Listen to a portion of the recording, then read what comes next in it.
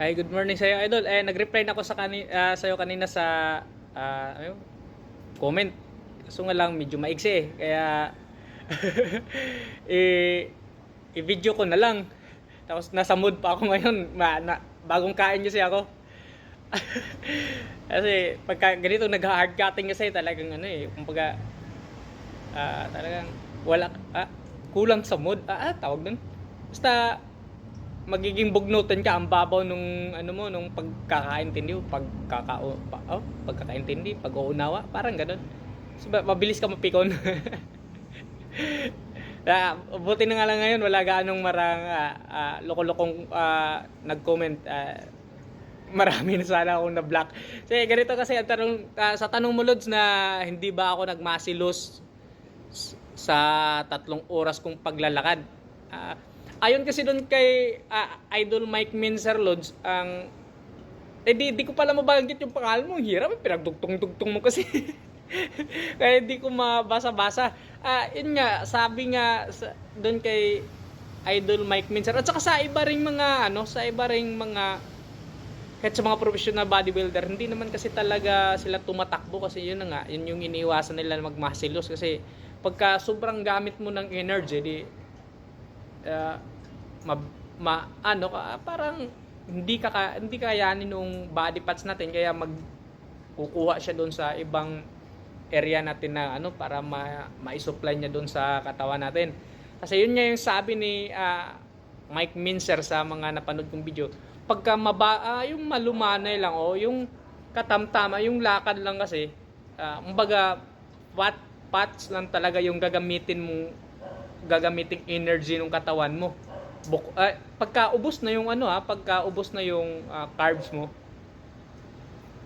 Kasi gano'n naman yung sa pagkakaintindi ko lang tulad sa hindi naman talaga ako talagang nagre-research nag-research ng sobrang lalim tungkol dito kasi mahina yung reading comprehension parang pinapanood ko lang tapos iniintindi ko yung usapan tapos pagka nagsasalita na ako sariling mga words na yung gagamitin ko, yung pagkakaintindi ko lang yung sasabihin ko.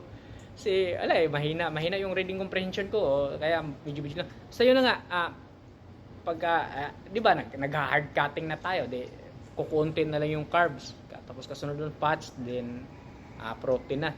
Ayun nga, pagka mabagal lang daw kasi talaga yung yung movement mo, hindi naman yung sobrang bagal, basta malumanay. Ang gagamitin daw talaga ng katawan natin yung fats.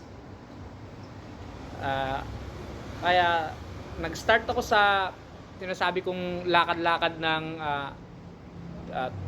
2 oras mahigit hanggang 3 oras noong Biyernes Santo, March 29 ata yun.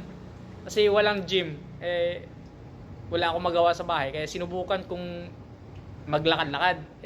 Naramdaman ko na mas maganda rin pala, bukod sa panibagong environment, parang maaliw din yung utak ko kasi lalo na ngayon ganito nga nag hard cutting nga pag sa gym kasi nagbubuhat ka, pagod ka na tapos yung mga kasama mo hindi mo rin halos makausap, malakas pa yung music kaya mahirap siya.